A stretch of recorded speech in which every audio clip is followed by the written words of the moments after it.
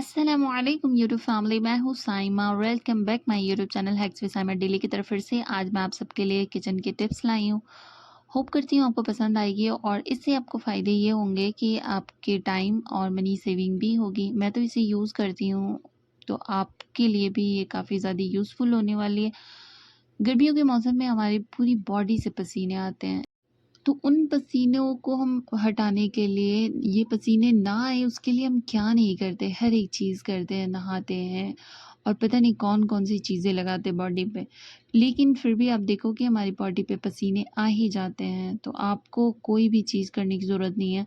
जहाँ-जहाँ पसीने आते हैं ना, किसी भी बर्तन पे, किसी भी बाउल पे या फिर किसी भी ऐसे बर्तन पे पानी डाल के और उस फिटकरी को डाल दीजिए, जिसे हम एलम भी कहते हैं। जिनको फिटकरी नहीं समझ में आ रहा है, शायद उनको एलम समझ आए, इसीलिए मैं हर वीडियो में कुछ दोनों नाम लेती हूँ। तो यहाँ पे मैंने डाला है और इस पानी से आपको क्या करना है, कॉटन में डीप करिए, कॉटन को डीप करिए और वहाँ-वहाँ लगाइए जहाँ पे आपको पसीने आते हैं। और अगर ये आप नहीं करना चाहते तो ये आप बेशक कर सकते हैं, क्योंकि नहाना तो डेली होता है और उस बाल्टी पे जिस पे आप नहा रहे हो, नहाने वाले हो जिस पानी पे, उस पे आप इस एलम के टुकड़े को डाल दीजिए और उसमें थोड़ी सी डेटॉल ऐड कीजिए। दिन भर आपका जो गुजरेगा वो बिल्कुल स्वेट फ्री होगा, आप बिल्कुल पसीने से परेशान नहीं होंगे। और उसके बाद आपको इस एलम के टुकड़े को थोड़ी देर के बाद, लगभग 10 मिनट तक आप छोड़ दीजिएगा, या फिर आप जब नहाने जा रहे हो ना, उस टाइम डाल दीजिए और फिर नहा लीजिए, तो फिर आप हटा दीजिए, ऐसे भी कर सकते हैं। देखिएगा आपको बहुत ही ज़्यादा अच्छा इसका रिज़ल्ट मिलने वाला है, क्योंकि पसीने नहीं आएंगे। चलिए अब बढ़ूँगी आगे। तो देखिए, गर्मियों में हम दही खाते हैं, तो जब भी आप दही के पैकेट को खाली करो ना, तो उसे इस पानी में वॉश कर लो। कोई भी पानी में आप अच्छे से वॉश कर लीजिएगा उसके पैकेट को अच्छे से, और जितनी भी दही होंगी ना, ये पानी में आ जाएंगे और इसे इस्तेमाल करिएगा अपने पौधों पे। आप कोई भी पौधा घर पे लगाए हो ना, बहुत ही जल्दी इसकी ग्रोथ होती है और बिल्कुल हरी भरी होती है। तो चलिए अब बढ़ती हूँ आगे। यहाँ पे मैंने लिया है टमाटर, लाल टमाटर लिया है, इसे मैंने बीच से कट कर दिया। कट करने के बाद आपके पास जो गोल्ड वाली ज्वेलरी होती है ना, इसकी क्लीनिंग आप कैसे करते हैं? आप देते होंगे ज्वेलरी शॉप में, तो आज के बाद बिल्कुल भी देने की ज़रूरत नहीं है और इसे आप टमाटर में टमाटर से ही क्लीन कर सकते हैं। कैसे? मैंने ये टमाटर लिया, बीच से मैंने चाकू से कट कर दिया ताकि इसके अंदर मैं अपनी ज्वेलरी को डाल सकूँ। और फिर इसकी क्लीनिंग हमें ऐसे बिल्कुल हल्के हाथों से करिएगा, बहुत ज़्यादा नहीं करिएगा, क्योंकि गोल्ड वैसे भी 22 कैरेट वाली थोड़ी नाज़ुक होती है। तो आप कुछ ही सेकंड रगड़िएगा ना, बहुत ही ज़्यादा नहीं, बिल्कुल हल्के हाथों से। और फिर आप देखिएगा उसके ऊपर जो भी गंदगी है या फिर शाइनिंग चली गई है ना, तो वो लौट आती है। तो यहाँ पे मैं आपको करके भी दिखा रही हूँ। तो मैंने इसे किया और सच में इसकी जो बहुत ज़्यादा नहीं, लेकिन थोड़ी बहुत शाइनिंग वापस आ ही जाती है। तो ये देखिए, मैंने इसे पानी से धो लिया है और फिर मैं आपको दिखाने की कोशिश कर रही हूँ कि देखिए बिल्कुल साफ़ हो चुकी है। अब देखिए, फर्नीचर जो है ना, उसमें देखोगे धीरे-धीरे इसकी शाइनिंग चली जाती है। तो शाइनिंग इसकी बरकरार रहे या फिर चली गई हो, उसे ले आना है वापस, तो फिर आप कैसे ला सकते हो?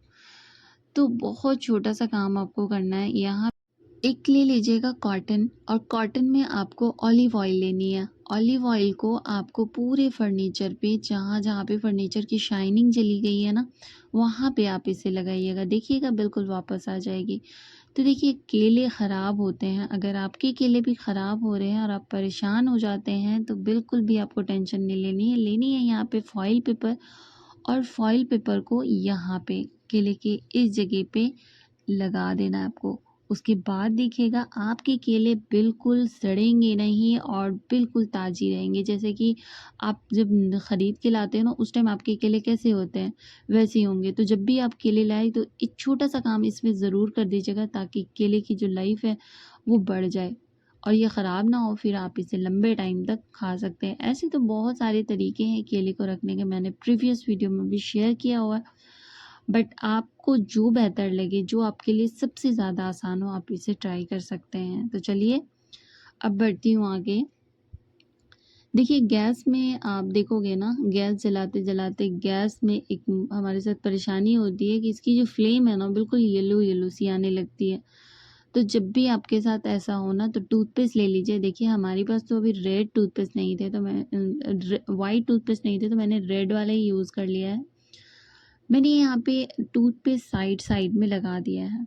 लगाने के बाद इसके ऊपर आपको थोड़ी देर छोड़ देना है ताकि ये ड्राई हो जाए, और फिर आप इसे जला के देखिएगा कि आपकी जो फ्लेम है ना, या फिर आपकी जो फ्लेम है वो अच्छे से नहीं आ रही या फिर पीली आ रही है।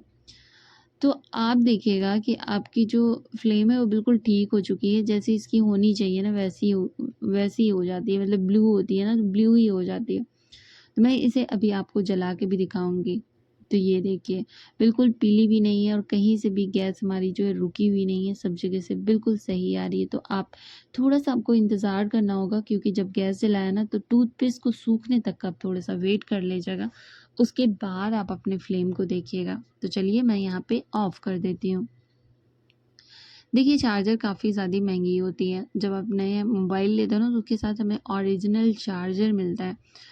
तो आप ना थोड़ा-सा अगर ध्यान नहीं देते हो ना, ये कट जाएगी और फिर ख़राब हो जाने के बाद आप इतने सारे पैसे आपको खर्च करने होंगे। उससे पहले अगर आपके पास कोई प्रोटेक्टर नहीं है ना, जैसे केबल को प्रोटेक्ट करने के लिए, तो आप अगर बहुत कुछ नहीं कर पा रहे हैं ना, तो एक धागा ले जाएगा और धागे को इसके ऊपर 3 से 4 लेयर बना कर के आपको लपेटना है, जैसे मैं कर रही हूँ। उसके बाद ये बिल्कुल आपको उसके बाद ये बिल्कुल नहीं टूटने वाला है कहीं से भी नहीं। इसके लिए आपको इसको सिक्योर कर देना है इस धागे को टेप की हेल्प से। ऐसे तो प्रोटेक्टर आते हैं, अगर आप खरीदना चाहें तो खरीद सकते हैं, और नहीं खरीदना चाहते हैं ना, तो कम से कम ये छोटा-सा काम ज़रूर कर लीजिएगा। इससे आपकी जो चार्जर है, की लाइफ़ है वो बहुत ज़्यादा बढ़ जाएगी, क्योंकि कटते हैं यहीं से चार्जर। तो चलिए बढ़ूँगी आगे। टूथपेस्ट तो ऐसे आपने सुना होगा कि बहुत जगह काम आती है, तो आज आप देख भी लीजिएगा, सच में ये बहुत ही जगह काम आती है। यहाँ पे मैंने मिक्सर लिया हुआ, इसकी क्लीनिंग करने के लिए ना आपको ये टूथपेस्ट और मिक्सर में टूथपेस्ट और हल्की सी चाय पत्ती लेके आप क्लीन करके देखिएगा। इतनी अच्छी क्लीनिंग होती है ना, अगर आप एक बार कर लोगे तो बार-बार करना चाहोगे। बहुत ही अच्छे से क्लीनिंग होती है। और जितनी भी आपको यहाँ पे पानी ऐड नहीं करनी है, और ना ही किसी चीज़ को आपको ऐड करना, ना ही सोडा, ना ही कुछ भी नहीं। सिर्फ़ और सिर्फ़ टूथपेस्ट से आपका जो मिक्सर है वो बिल्कुल साफ़ हो जाएगा, और चाय पत्ती का थोड़ा-सा पाउडर आपको ऐड करना है, बिल्कुल थोड़ा-सा। उसके बाद आपको इसकी क्लीनिंग करनी है। आप देखिएगा कि आपकी जो मिक्सर है वो बिल्कुल शीशे की तरह चमक गई है। जब भी यहाँ पे क्या होता है ना, जब हम कोई चीज़ पीसते हैं तो यहाँ पे थोड़े बहुत मसाले या फिर कोई पानी वगैरह उससे गिर जाता है, जिसकी वजह से ड्राई होने के बाद ये काफ़ी ज़्यादा गंदी हो जाती है। तो आप इस तरीके से सफाई करें, बिल्कुल भी आपकी जो मिक्सर है वो बिल्कुल गंदी नहीं होगी। होप करती हूँ हमारी सारी टिप्स आपको पसंद आई होगी। पसंद आई हो तो लाइक सब्सक्राइब ज़रूर करिएगा और प्यारा सा कमेंट करिएगा। जो भी हमारे चैनल पे प्यारे प्यारे कमेंट्स करते हैं उनका भी शुक्रिया। मिलती हूँ नेक्स्ट वीडियो में, तब तक के लिए अल्लाह हाफिज़।